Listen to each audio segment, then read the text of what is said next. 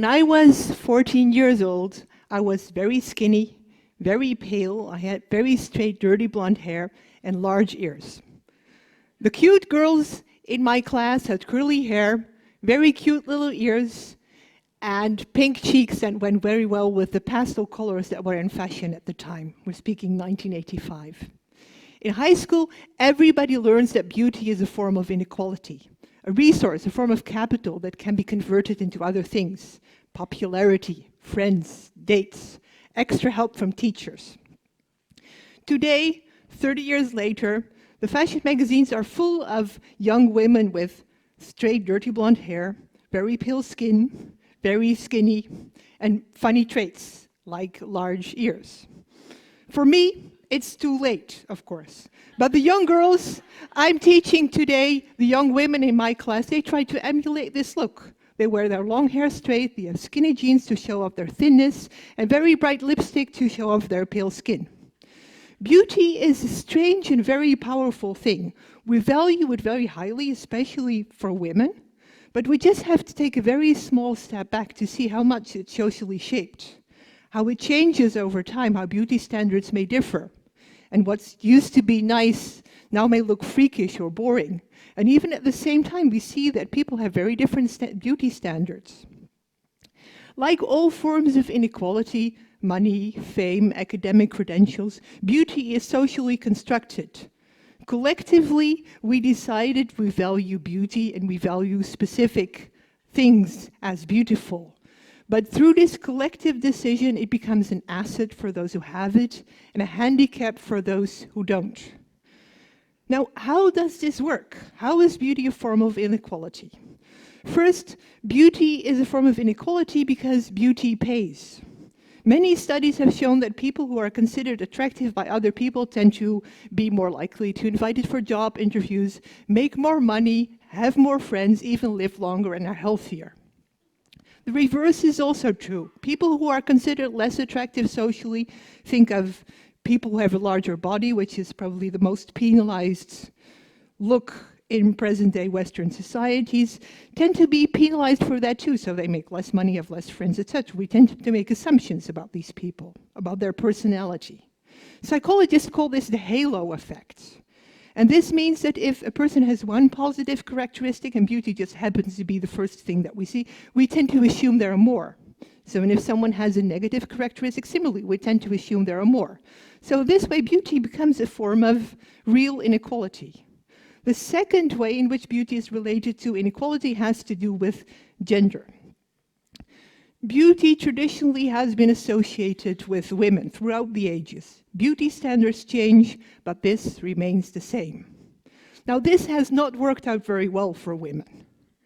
And this is actually something of a puzzle, because here is this great resource, but somehow it has worked against women mostly in the course of history. So to understand how this works, we can go look again at the high school. In high school, boys can be good at maths or sports, or they can be popular, or they can be good at acting. Girls can do that too, but for them, beauty tends to trump all of these other things. So they have to be beauty first and foremost, and then sure, they can be good at all these other things too, but not talk too much. So what happens? What happens over the course of time is that typically that women tend to spend a lot of time and energy on trying to look good that men don't have to spend on that, so they can use for other things. And whatever women do, they're typically measured by two yardsticks. How beautiful are they? How good do they look? Plus whatever else they're trying to be good at. So this reproduces gender inequality. So the third mechanism has to do with the social value of taste. So beauty standards vary, even within one society. My own study of beauty standards in 5 European countries shows this very clearly. People don't agree about what is beautiful, and this is related to social background. Education, class, ethnicity, whether you're from a city or the countryside, all these things, to some extent, define what you think is beautiful. Now imagine you are from a less privileged background.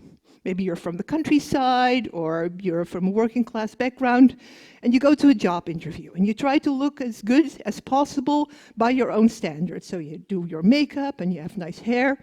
And then the person you will see in front of you in the job interview, the recruiter or the boss, is more likely to be more educated or to have more sorts of cultural capital. So maybe, probably, whatever you have tried in looking good for the job interview, you may have done it wrong by the standards of person with more capital, more social status. So here too, beauty standards tend to reproduce social inequality because they tie in with other forms of inequality. Now maybe you're thinking, why is this sociologist so negative about beauty? I like beauty. Beauty is nice. I like to look good. I enjoy this. It's a nice thing. And well, that is true, but you might consider, with this knowledge, to take a step back and think how you want to use beauty in your everyday life. Now you understand how it works and how it ties in with inequality. So one of the things you can do, now you know that beauty is an asset, that it works as a form of capital. Well, you can use this for your own profit because now you know that it really pays to be beautiful. So you can spend a lot of money on beauty products and you can try to enter a sort of beauty rat race. Now imagine everybody does that.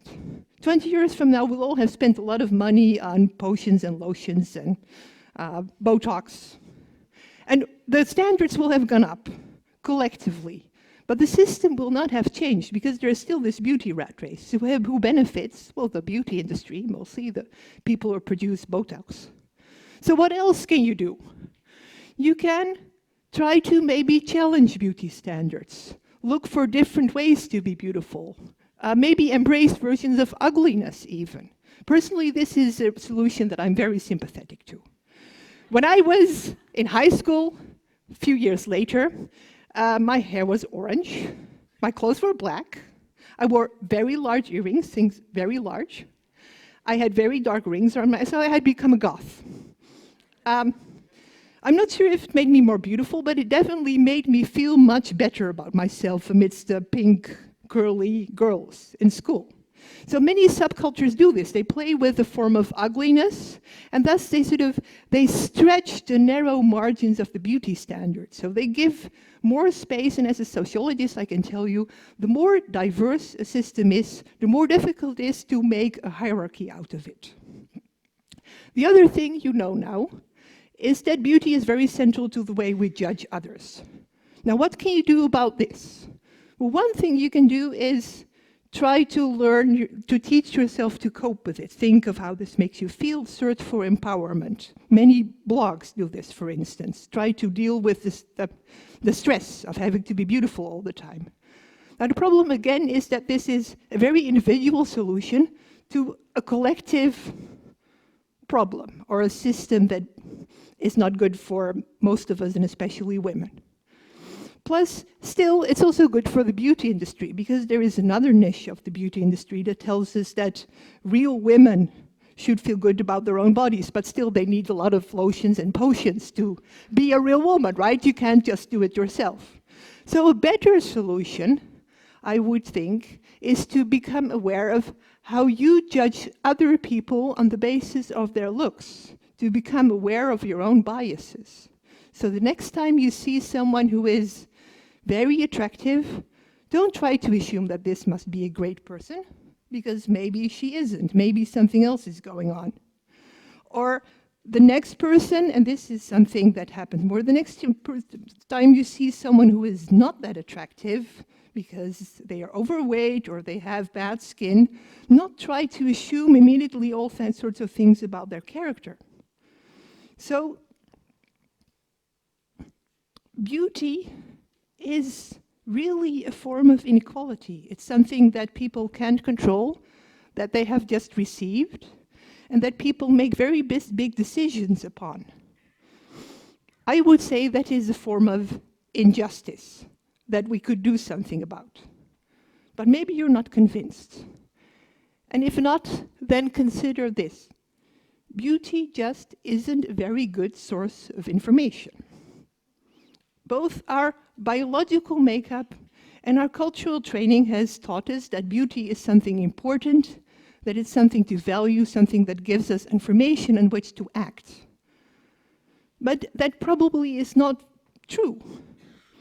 There is very little reason to assume that someone who is good-looking will be a better judge, accountant, farmer, taxi driver, doctor, police officer, etc. There is also very little reason to assume that someone who has really nice hair or a beautiful skin is a better parent. There is also extremely little reason to assume that someone who is skinny and has a nice body will be a good friend. Actually, quite the opposite. Another piece of high school wisdom that you may recognize: the prettiest girls tend to make the shittiest friends. So, beauty distorts our judgments of other people. Plus, it is a form of inequality that leads to injustices. So these are two very good reasons not to take beauty seriously. So you can value beauty. It's nice. You can try to look beautiful because it makes you feel good. You can value it in other people. Just don't take beauty too seriously. Thank you.